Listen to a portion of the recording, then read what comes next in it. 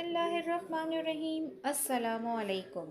कहा जाता है कि एक बार चूहे ने शेर से दरख्वास्त की कि अगर आपकी इजाज़त हो तो बादशाह सलामत, मैं एक बात करना चाहता हूँ, मगर अमान की शर्त पर।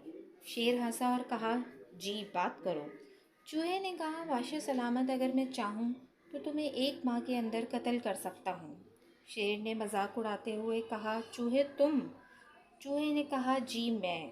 शेर ने कहा, अगर तुम एक माह में मुझे कत्ल ना कर सके तो मैं तुम्हें कत्ल कर दूंगा। चूहे ने कहा, ठीक है। पहले हफ्ते शेर ने कुछ बुरे ख्वाब देखना शुरू किए कि चूहा उसे कत्ल करना चाहता है, मगर उसने तवज्जो नहीं दी। दूसरे हफ्ते उसके दिल में कुछ खौफ सा पैदा हुआ। तीसरे हफ्ते के इख्तिताम पर वो कत्ल का खौफ और शिद्दत इख्तियार कर गया और चौथे हफ्ते हर वक्त कत्ल के बारे में सोचने लगा। जब मोहलत का आखिरी दिन आया तो चूहा कई जानवरों के हमरा शेर के ठिकाने में दाखिल हुआ तो शेर को मुर्दा पाया। चूहे को यकीन हो गया कि उसे मैंने नहीं बल्कि मुश्किलात और मुसीबतों के इंतज़ार ने कत्ल किया है।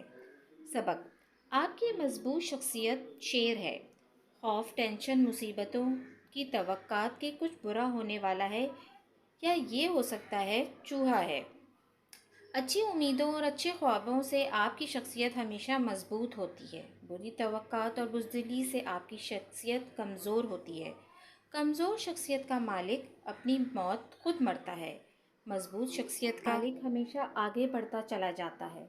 मैं सब कुछ कर सकता हूँ कि उम्मीदें आपको आसमानों पर ले जा सकती हैं।